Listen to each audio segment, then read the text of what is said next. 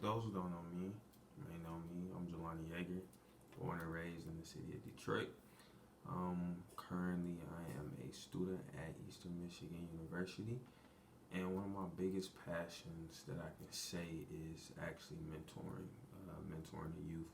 I am a coordinator slash director of the Nation at EMU Male Mentoring Organization, and mentoring is I've been asked a lot, like, why do you do it? Like, what's the purpose of it? Like, I feel like giving back is that's always one of my biggest things to pay it forward.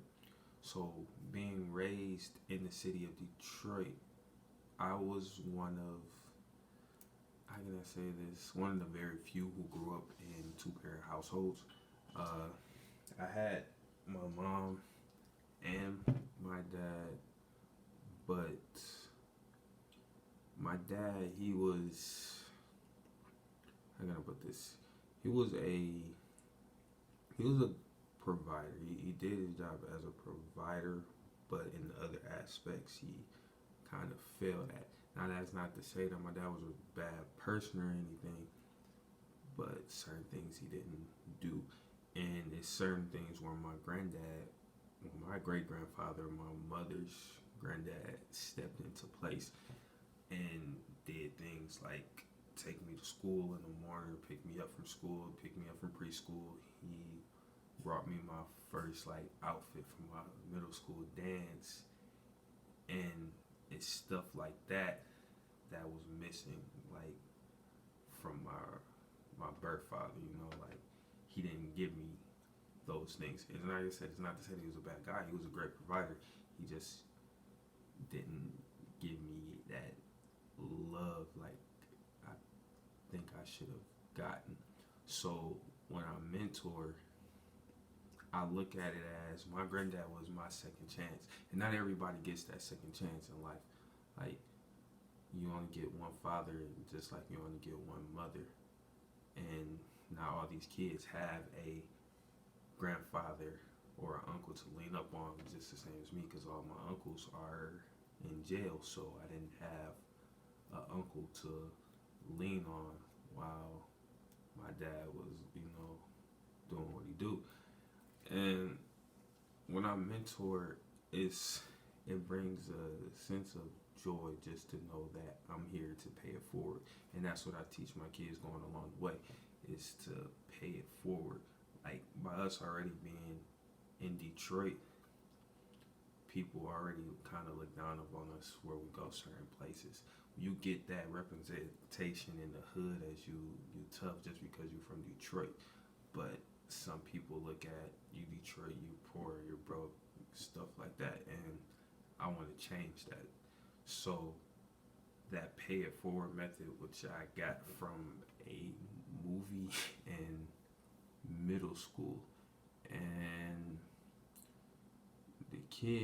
I remember the kid. He brought home a homeless man, and he helped him get a job. He cleaned him up, and this was just a kid. I think he was in like middle school, and upon the ending of the movie, he died. He was killed, and then after that, after he was killed, his message of what he did went out to the whole community, and everyone started to pay it forward. So that's just what I believe in, going going along the way and growing up, and especially with the giving back thing. Because like I said, not everyone has that second chance in their life, and everyone deserves a second chance, no matter what they're told. And especially in my community, um, growing up, also, I didn't. I grew up in a I grew up in a nice community, Macon Van Dyke, 48214, which is some reason known as one of the worst zip codes in the city. But the street I grew up on was like a village, so you could go to the neighbor's house next door, like just be a kid and just knock on the neighbor's door and chill with the neighbors. They would be adults. We never had much of a concern of someone was going to touch my child, someone was going to do that. like when it came to discipline. If you did something wrong and you got caught by that next door neighbor could, if they wanted to, give you a whooping. That's just the community that I was raised in. And those communities don't really exist as much anymore, endangerment and all that other stuff. But those are some things that I want to kind of bring back, not the discipline part necessarily, but it takes a village to raise a child, and people forgot about that. Like, yeah, you move your kid into this nice neighborhood and nice schools and all, but are they happy? Like, is that child really happy? I understand you want to get them out the city and take them away from all the dangers and whatnot, but it's also teaching your child what those dangers are. Because some kids are blind to what really goes on in the city once they're taken away from the city and put into these suburban areas, and they deal with other stuff. So currently I am mentoring at a school in Ann Arbor, and majority white, of course, and the black population, I want to say maybe 10%, maybe. But the young men, this is a middle school, 6th, 7th, 8th grade. The young men, they talk a lot about not having many things to relate to because there's nobody that looks like them. There's probably like one or two black teachers there, and it's sometimes a constant looks that they get because they're black. So it's different growing up when you're in a urban area, city, school, or whatever. You get that feeling that you belong, like everyone is like you. And that's just one thing that I teach and emphasize on when I mentor. You're not alone. Like, somebody here has gone through what you've went through.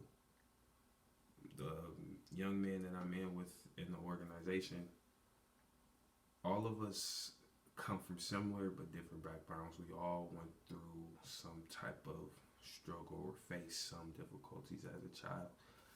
For example, someone lost their mother. Now, I haven't lost my mother, knock on wood, and it's kids who have lost their mother, so they can relate to that aspect. It's kids with certain attitudes who don't understand like what it is and how you're supposed to talk to adults in certain ways. And for me, it's like, I've been there. I can tell you, this is what you do. This is what you don't do. This is how you go about this way so you don't get in trouble and you don't look like the bad guy. And today, like, especially being a black male, is you're always going to look like the bad guy, and you're not the bad guy. And you have to get them in that sense of mind that they're not the bad guy. It's just the way you're perceived, but just remember, you have a voice like everybody else, and you're not the bad guy as everyone thinks you are. So that's what I wanna change that, and like I said, make that pay it forward thing real. So as I was taught in a thing, I would say African Community Center, Alkebulan Village, one thing they emphasized on was the village raise a child, and also each one, reach one, each one, teach one. So upon graduation, like, of my kids through high school, I always encourage them to mentor as well. Take that chance, get out there. You never know what somebody has went through already. And I also emphasize the problems that people face. Just because this problem is not great to you doesn't mean it's not great to them. You don't know what they went through. You don't know how they feel. The loss of your father may not be as significant to the loss of their father, or vice versa. Like, they may not know what it is to go without a meal, but you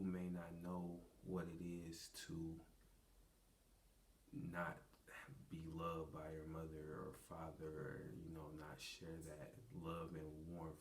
You feel me? So you never judge anyone based on their problems. You should always, it's a comfort thing, and that's one thing that I really emphasize on with the mentoring stuff. But yeah, so that's the question that's been asked a lot. Like, why do I mentor? And there's you guys' answer, and I hope this sheds a little light, and I hope some people take this and eventually pay it forward themselves. Thank you.